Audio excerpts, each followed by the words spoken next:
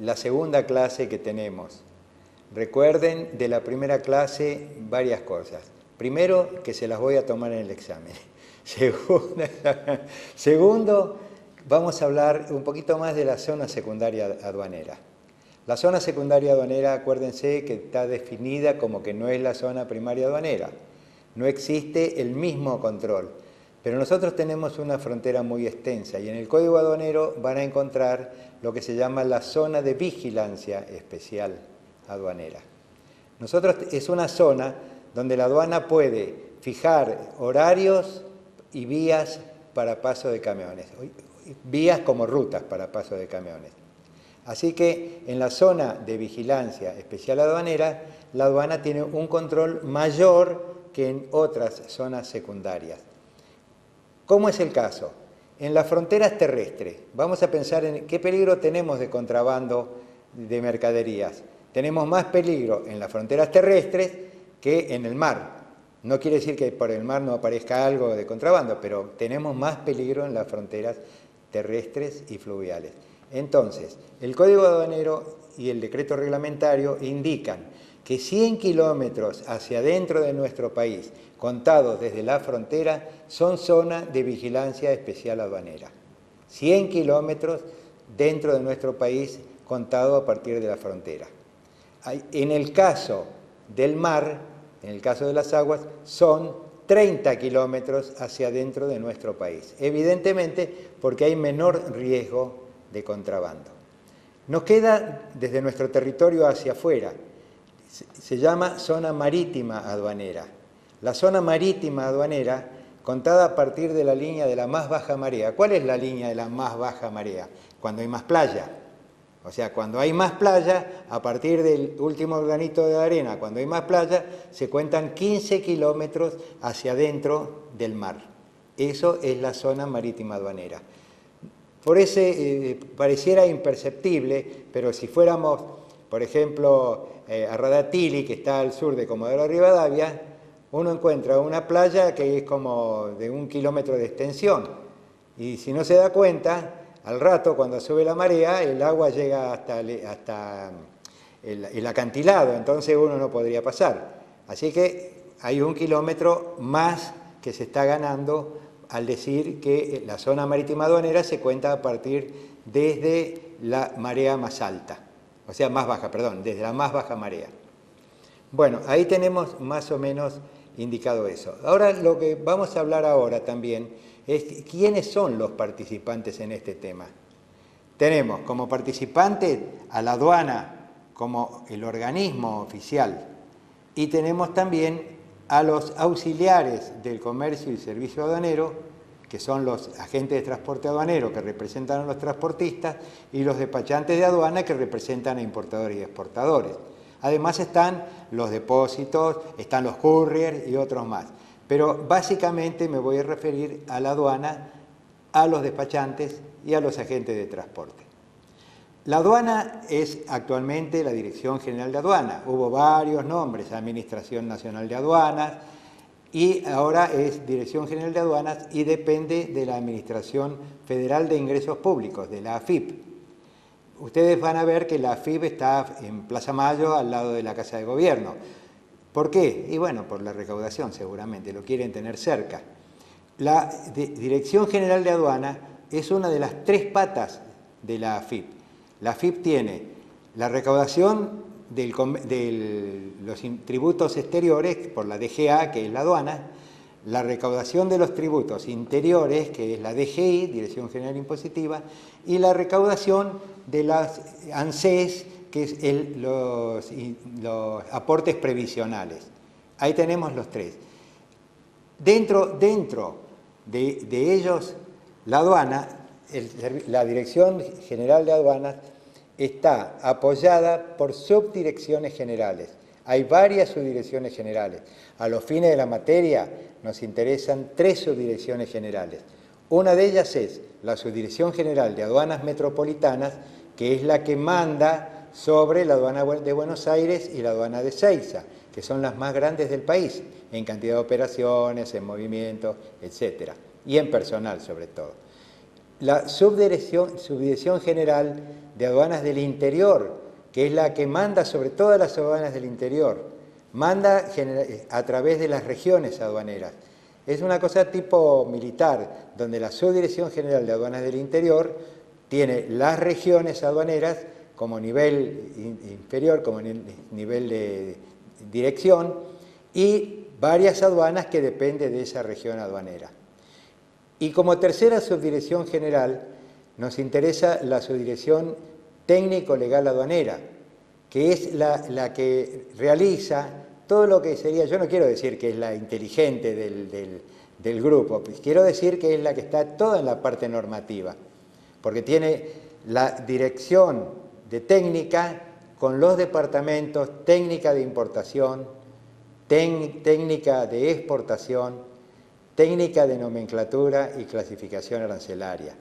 En esos, por ejemplo, técnica de importación y técnica de exportación, salen las normas que firma el director general de aduana o, en su caso, el administrador federal de ingresos públicos, de cómo se va a aplicar en las aduanas lo que ha decidido el gobierno, el Poder Ejecutivo. Quiere decir que el Poder Ejecutivo emite un decreto, el Ministerio, a lo mejor de Economía, emite una resolución. ¿Cómo se aplica en la aduana esa resolución o ese decreto del Poder Ejecutivo? Bueno, en esas direcciones se hace la normativa de cómo van a ser las aduanas para aplicar esa nueva norma que ha salido del Ministerio o de la Presidencia. Y el Departamento Técnica de Nomenclatura y Clasificación Arancelaria es muy importante. Tiene una división que se llama Arancel Informático, donde se lleva cargado día a día todos los tipos de cambio, de las divisas con respecto al dólar y del dólar con respecto a nuestro peso. Además, los porcentajes de tributos de importación y exportación. El Poder Ejecutivo saca normas, o el Ministerio de Economía saca normas de cambios de derechos de importación o derechos de exportación que tienen que ser aplicadas al día siguiente de su publicación en el boletín oficial. Bueno, ese sector que está dentro de técnica de nomenclatura y clasificación arancelaria es el que está obligado a que para el día que rige ya tiene que estar dentro del sistema informático María colocado. Además, en clasificación arancelaria, en la parte de clasificación arancelaria, es donde hacen la clasificación arancelaria de todas las mercaderías que se les consulta o las que son, que les llegan por alguna controversia que pueda haber entre una aduana y un importador o exportador. Ahí tenemos más o menos cómo es. Luego de los departamentos aparece el nivel de división. Un departamento tiene varias divisiones y una división tiene varias secciones. ¿Cuál es la diferencia entre Buenos Aires y Ezeiza con el resto de las aduanas? Que es tanta la cantidad de gente y tanto el movimiento que a lo mejor una división, verificación de la aduana de Buenos Aires, en la aduana de Córdoba, en la aduana de Mendoza, es sección verificación, porque es más chica directamente. Ahora vamos nosotros a hablar de los verificadores y los guardas de aduana. Los verificadores para el despachante son los que controlan el régimen de la declaración, el régimen legal, la clasificación arancelaria, la naturaleza de la mercadería, el valor, la cantidad, la liquidación. Quiere decir, por ejemplo, que un verificador de aduana, si saliera de la aduana, bien podría ser un despachante de aduana, porque si él puede revisar todo lo que declara un despachante de aduana, esperamos, o por lo menos creemos, que podría declarar él también como si fuera un despachante de aduana. De la misma forma, pienso que un despachante de aduana que sabe declarar bien las mercaderías podría llegar a ocupar el cargo de verificador de aduana. Actualmente, como es imposible revisar cada mercadería que ingresa y egresa del país, se está utilizando en el sistema informático María un concepto que fue creado por los franceses en el sistema SOFI o Sofía de ellos, que es el sistema de canales de selectividad. Quiere decir que no todas las declaraciones que se hacen van a tener un control por parte de un verificador de aduana en cuanto al control de la documentación y el control físico de la mercadería, o sea, la verificación física de la mercadería. Porque es imposible, habría unas demoras tremendas las demoras que habría.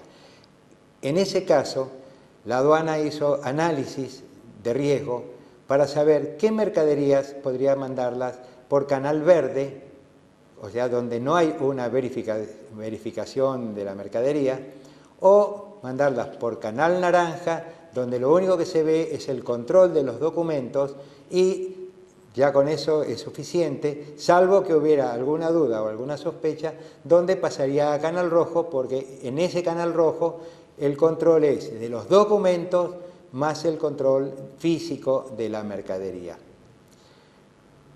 El guarda de aduana actúa en todos los casos. En la vida del despachante, en cada operación, siempre hay un guarda de aduana. ¿Por qué? Porque ahí no hay selectividad. El guarda de aduana, imagínense, guardia, por algo viene el nombre de guarda de aduana. En todas las operaciones tiene que intervenir un guarda de aduana, ya sea para permitir el retiro a plaza de la mercadería, o sea, la salida ya liberada de aduana a la mercadería, o para permitir el embarque de la mercadería. Y en muchos casos hay más de un guarda de aduana, como por ejemplo si hay una operación que se realiza en una plazoleta alejada del puerto, va a haber un guarda de aduana que va a estar controlando la consolidación de la carga dentro de un contenedor, o sea, el llenado de la carga dentro del contenedor. Se va a ocupar de que esté precintado, que esté puesto el candado, va a hacer lo que se llama el cumplido, y otro guarda de aduana que atiende el buque hará la autorización de embarque. Entonces, como resumen, podemos ver que el verificador de aduana es, a los fines de la declaración del despacho, lo más importante porque revisa todo. Y el guarda de aduana actúa en todos los casos, controlando cantidad de bultos, peso de los bultos y marcación, o sea, numeración que tengan los bultos. Con eso tenemos una idea de lo que es el servicio aduanero. En cuanto a los auxiliares del comercio y del servicio aduanero, acá nos tenemos que alejar un poquito de lo que son las definiciones de otra materia, como la de comercio, etc. Auxiliares del comercio y del servicio aduanero son los agentes de transporte y los despachantes de aduana. Son auxiliares del comercio porque en definitiva es el comercio el que les paga. Y son auxiliares del servicio aduanero porque al estar registrados toman obligaciones de ser como los primeros ojos de la aduana con respecto a esas operaciones que le traen sus clientes. Quiere decir que un despachante tiene que saber declarar la mercadería de tal forma y poder declarar bien, aunque el cliente, el comerciante, siempre quisiera pagar lo menos posible por una operación de importación. Por eso hay que tener mucho cuidado porque la aduana en su momento puede hacer sanciones administrativas tanto al despachante de aduanas como también al agente de transporte aduanero cuando no cumplen debidamente con su función de ser auxiliar de la aduana. ¿Cómo actúa el agente de transporte aduanero, el ATA? Imaginemos que viene un buque, llega al puerto, el ATA lo representa, porque si no hubiera ATA que lo represente, no va a poder operar. Si la aduana encontrara un contrabando en un pasillo de ese buque, tendría que dejar el buque detenido por todo el tiempo que se haga o ese sumario, ese expediente. Pueden pasar meses y años. En cambio, si se encuentra algo así, pero hay un ATA que lo represente, el buque va a poder irse porque el ATA va a responder con las multas que haya que pagar ante la aduana. Por supuesto, el ATA ya le va sacando al transportista todo el dinero que necesita. El despachante de aduana representa a importadores y exportadores. Hace sus declaraciones aduaneras en base a los documentos que él recibe de los importadores. Él no puede, si él declarar diferente a lo que le dice, por ejemplo, la factura comercial. Él tiene que clasificar la mercadería, clasificarla bien, declararla y liquidar los tributos que le corresponda a esa clasificación, a esa posición arancelaria. Si él declara distinto a lo que dice la factura comercial, asume una responsabilidad ante la aduana que va más allá de la responsabilidad que tiene el importador. No se puede eximir de esa responsabilidad. En cambio, si él ha declarado de acuerdo a las instrucciones del importador, de acuerdo a lo que dice la factura comercial, la ha clasificado como corresponde, ha abonado lo que corresponde y el importador reconoce que el despachante ha declarado tal cual fueron las instrucciones de él, si en el momento que se abre un bulto aparece una mercadería con diferencia, que es distinta, que paga distinto, a la larga, si bien en primera instancia están dentro del juicio ambos, un juicio para el importador o un juicio para el despachante, el juez contencioso, que es un juez aduanero, termina absolviendo al despachante porque ha demostrado que cumplió con las obligaciones a su cargo, declarando tal cual eran los documentos que había recibido, clasificando bien de acuerdo a la documentación que tenía. Él no podía saber que dentro del bulto iba a aparecer una mercadería distinta. Con eso más o menos tenemos lo que son aduana, los funcionarios de aduana, el ATA y el despachante de aduana. El despachante de aduana y el ATA se hacen representar por apoderados generales. Para ser despachante de aduana y para ser ATA tuvieron que acreditar conocimientos aduaneros. ¿Cómo se acreditan los conocimientos aduaneros? Bueno, haciendo un curso en un instituto como este, donde cuando se reciben, los veedores de aduana le dan el aval para poder registrarse ante la aduana y tener solvencia económica, porque es uno de los requisitos aduaneros. Como la muchachada en general no puede tener solvencia económica porque no es propietaria de una casa o de un departamento que podría poner como para decir que tiene solvencia económica, el Centro de Despachantes de Aduana, que agrupa a los despachantes, hace un fondo común solidario, hace una garantía para todos los despachantes asociados ante la aduana. Quiere decir que un muchacho que se recibe de despachante de aduana se va a poder registrar porque se asocia al centro de despachante de aduana y en ese caso va a tener la garantía y la solvencia que él no tiene porque no tiene bienes, los tiene cubiertos como socio del centro de despachante de aduana. Esa es la función del centro de despachante de aduana, que no es la más importante tampoco. La más importante es agrupar a los despachantes de aduana en defensa de sus intereses. Ustedes saben que hay muchas presiones por parte de Courier o por parte de otras entidades para hacer las cosas que hace un despachante de aduana. Cuando yo no tenía el pelo blanco, también el despachante de aduana estaba peligrando porque decían que iba a desaparecer la profesión. Y ustedes ven que no puede desaparecer porque uno, mientras tenga los conocimientos como despachante de aduana, ya sea porque esté inscripto o ya sea porque pueda tramitar para otro que no sabe hacerlo, porque es comerciante, porque es industrial, va a seguir existiendo la profesión. Entonces, mejor que exista legalmente, mejor que exista registrada y además, poco a poco va a llegar a que para ser despachante de aduana hay que tener aprobada una carrera universitaria. A eso se va a llegar. No se olviden que los primeros despachantes de aduana eran unas personas que no tenían a lo mejor ni la escuela primaria, pero que tenían el carro para entrar hasta el costado del buque, para llevar las mercaderías hasta los recintos de aduana, que sería algún galpón, y ahí hacerlas verificar. Esos fueron los primeros despachantes de aduana. Después se fue exigiendo la escuela primaria, la escuela secundaria y aprobar el examen de capacitación. En esa instancia estamos. Va a llegar el momento que uno va a tener que ser o licenciado o tener ese título universitario. Los apoderados generales de los despachantes de aduana y de los ATA también tienen que acreditar para su inscripción en la aduana conocimientos en materia aduanera. Esos conocimientos en materia aduanera también son dados en los institutos especializados. El apoderado general es casi como un despachante, solamente que no se inscribe como despachante porque a lo mejor no tiene solvencia o porque no desea inscribirse, pero si un despachante le da poder general, puede firmar todas las declaraciones originales por cuenta del despachante. Por supuesto que la responsabilidad es del despachante, pero el apoderado general es aceptado en todas las actas, en todas las tramitaciones, justamente porque es apoderado general.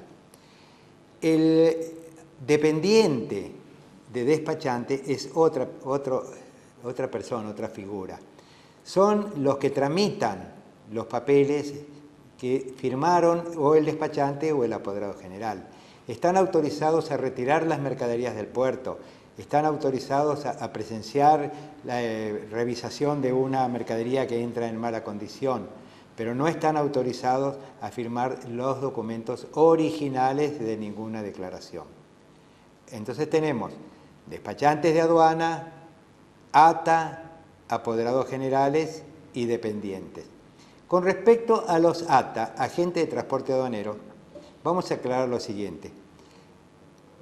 Vamos a decir que primero la aduana aceptaba a las sociedades de despachantes de aduana como despachantes de aduana. Y después, cuando fueron falleciendo seguramente los despachantes de aduana, esas sociedades, esa SRL, esa sociedad anónima, al final ¿quién tenía? Tenía el yerno, tenía un abogado, tenía un contador que firmaba las declaraciones aduaneras y realmente no era despachante de aduana. Y los verificadores de aduana entonces estaban, digamos, por un lado estarían cansados de hacer denuncias contra esas malas declaraciones. Entonces, en una de las reformas dijeron, los despachantes de aduana tienen que ser unipersonales, persona visible. Si el despachante de aduana tiene una sociedad, no hay ningún problema, pero la tiene afuera. Pero firmar los documentos aduaneros los firma el despachante de aduana persona visible. Y ahí entonces vemos que el despachante de aduana dejó de ser despachante de aduana SRL, registrado en la aduana, para pasar a ser la persona. En cambio, con el ATA, a lo mejor querían hacer lo mismo, pero se encontraron con que las agencias marítimas, que eran agentes de transporte, las agencias estaban en todo el país. La agencia marítima Robinson, una agencia marítima tan antigua casi como la aduana, era una agencia marítima que estaba repartida en todos los puertos. ¿Y qué iban a hacer? ¿Iban a prohibir que la agencia marítima Robinson actuara como ATA? No, en ese caso le permitieron. Los ATA, persona jurídica, pueden inscribirse como agente de transporte aduanero, pero quienes firman las declaraciones aduaneras, como los manifiestos de carga, son ATA, recibidos como ATA, o ATA que actúan como apoderados generales de los ATA, persona jurídica. ¿Se comprendió? Si no se comprendió, lo repito ya porque no se comprendió. La SRL, la Sociedad Anónima Robinson, agencia marítima, está inscripta como agente de transporte aduanero en la aduana de Campana, en la aduana de Buenos Aires, en la aduana de Puerto Madryn, etc. Quienes firman los documentos por esa agencia marítima Robinson son apoderados generales, persona visible, apoderados generales que rindieron el examen o que hicieron los cursos y están en condiciones de ser ATA o ser apoderados generales de ATA. Bueno, más o menos con esto tenemos esta parte. Y todavía no pudimos entrar en arribo y descarga de la mercadería, que será para la clase siguiente. Chao.